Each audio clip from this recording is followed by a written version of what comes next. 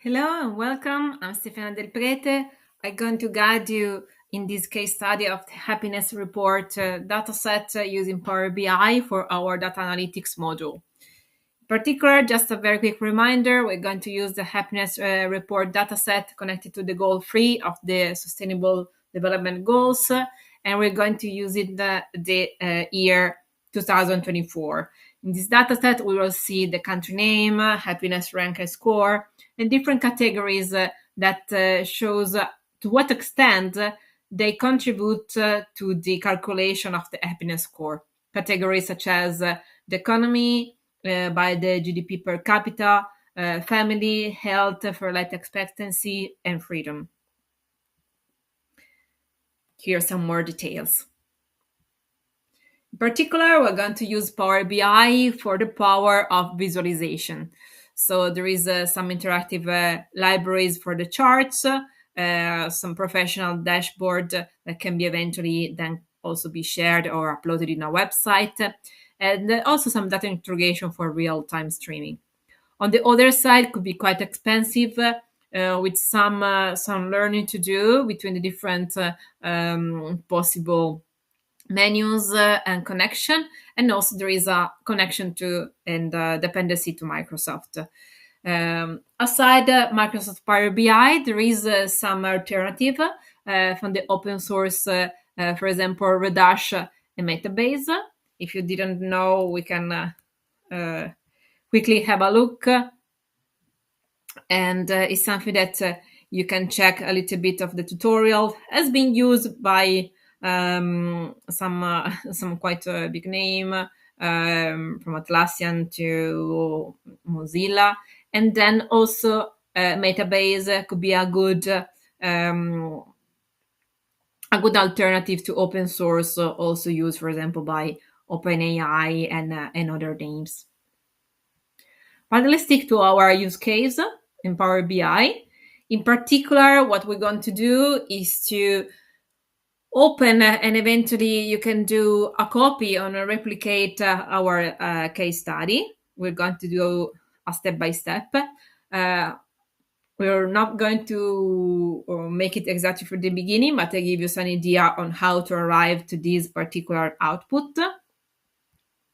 First, you have to gather the ideas or the data. So out of the data set, think about what you can have in mind, what you want to discover. We are going to focus on the correlation between the different categories and to contribute to the calculation of the happiness score and how much contribute to the happiness score of each country. But you can choose your own way of research. And first, you have to gather the data itself. In particular, what you want to do is you can do .create once you are in Power BI. You can do a connection to CSV with the CSV preview. When you click it in here, what you wanted to do is to add the name of the URL. You can also upload the file, but it is linked to a pro account. So if you want to check the free version online on your browser, you can still use the URL. You can check the authentication basic, and you should be good to go. Once you send this command, you will have a Windows with this. It's going to say loading data, preparing, and then finish up. When it's finished, you'll be connected to your own data set, and finally you can use it to do some visualization. So for the data exploration, data manipulation, if you have the desktop version and a pro account, you can also manipulate a little bit more. For our purposes, to using the free version, we're going to use the data exploration. How to find this? In here, I'm going to go behind to our dashboard. There is an explore button. If you click to explore, you can check that here we have different columns, all the columns of our dataset. We can check, for example, the country name that shows at first as a list. If we add other columns, for example, we added the freedom, for example, from freedom, you start to showcase a sort of table on the top and starting to have an idea of the graph that we can eventually create. We can also add another columns and see what it's going to do. It showcases a sort of a correlation between the two variables. And we can also add our continent and see how it's been performed. So this is just an idea to see what we can do. And you can also clear all and do it from the beginning. So it's good to do this kind of preparation also to have an idea. Sometimes it's good to first check the country name and then check the variable that we want to use. Okay, we're not going to save this. And now, after you explore the different situation, our main intention for Power BI is to create visualization. So not so much as for the other cases about data manipulation, but more about this particular graph. How to do a graph? What is happening? Our third step, data visualization. We want to check the data and we want to check the column first. Once you check the columns, you choose your own data set, your own type of visualization, and then you start to customize the different aspect of it. So to use our example in here, for example, you can check edit if you can copy or copy the data, this example. And here you can see data. At the beginning, you will not have all of these. You can, for this particular data set, particular graph, we choose the country name, the freedom, and our perception of corruption. And we can check here that is also available as a sum of it. That could be also changed based on how the data set has been uploaded and if there is some inner manipulation before. And we check for the scatter chart. For both of them, we check for our scatter chart. In particular, after you choose the chart, what we can do is to see, for example, in here we have for both the continent, you can see if we click on one side, is going to interactively check on the other side as well. So it's interesting to see how the correlation could be done for the different correlation and how the different continent behavior could be different connected to that. In the other example that we saw together for also other data set, you can check also other type of graph. In particular, the main force of this visualization is, yes, this particular correlation between them, but above all, the customization. So you can add a different graph and eventually then do a next step regarding the data visualization. And that is the nice version of the customization that offers Power BI. Here, for example, was a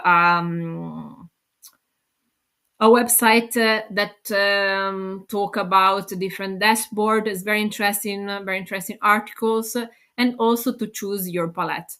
If you have in mind a particular data set, use case, the power of visualization is to also think about the meaning of your message. If it's something that is connected with some particular colors, also for emotional reason, you can check that in particular. Or if you have it, for example, connected to a particular brand or businesses. I remember, for example, also using other tools. The graphic department asked me to realign with the color of the company, for example. So that could be one of the reasons. In particular, how to do that usually is quite intuitive. So format your visual. And in here, you can choose all the different way to customize. For example, we can customize the title. We can change also the name of the variable for the X and the Y axis, where we want the position of our legend. Also, you see how this change, and eventually also if you want the title of it or not. Here continent in here, is something that people already can understand. That is also mentioned on the title. So sometimes redundant information can weight the graph, so we can keep it more light and focused. If we want a zoom slider or not, it could be on and off. In this case, we can choose to use it or not. It's depending on the graph and also on the measure that we want to mention and convey. And then there is also the general for the whole graph itself. For example, for the title, we can customize the title. And eventually, talking about visualization and aesthetic, we can also choose a font. We can choose a font that we want to maintain for all our visualization. And also, especially for dashboard, using a background to check our cohesion of our aesthetics. There is also some effect regarding the transparency of each of our graph. Instead, here we can check also our wallpaper, canvas setting, page information, the format, etc. We choose this particular color for the canvas background and then choose a level of transparency for both graphs, as we saw before here in the effect. So here we have the transparency and we have the background as shown before. And then what I suggest you for these other tools is to really think about what you want as a final result and check eventually similar example of it. We choose in particular correlation for the example on graphics, just to give you an idea. But I suggest you to go back and check particular tutorials of the things that you want to do. So it could be something that you don't have to start from the beginning. Oh no, what are there is so many menus here and there. So don't worry. There is also a way, always a way to check some particular visualization that perhaps was customized by a similar project that you need to do. As always, last point is to interpret the data. So we have this power to do the interaction between two or more graph of our dashboard. Also, we can add some text. So the insights could also go directly on our dashboard. For example, to have a checkbox for interpretation, a text box for interpretation. And finally, understand if we are already satisfied or if we want to discover more, perhaps also prepare the data set in another way and upload it. I just wanted to mention that in other use cases that we saw, more than the connection with the CSV could be useful to, if you don't have access to the desktop version, could be useful to put already the data set in good shape. Good shape, I mean, for example, without null values or without a double dot instead of a null value. And you can directly do the manual version to copy and paste to your own particular data set. This is about the gathering of the data. And just to give you an idea, for gathering the data in the manual way is a very similar process. You go to .create and go to the pass manually, enter the data. So perhaps let's say that your quite comfortable with spreadsheet, you manipulate the data. You can also, if some rows are not super valuable in terms of not having enough values, you can also remove some rows, or decide for a standard number that could be, I don't know, 0 if it's relevant to keep it as 0, or decide if you want to remove the data that are not available, or for example replace it with a mean value or a median values of that. Okay, so after that you can do directly the same similar process for another data set. And keep your mind of the explorer, and keep in mind that you always have to start with a question, with a hypothesis. What you want to do is to gather information that could support the decision process and can give you great insights, and eventually supplement with other resources to cultivate your initial idea. Thank you, and keep exploring.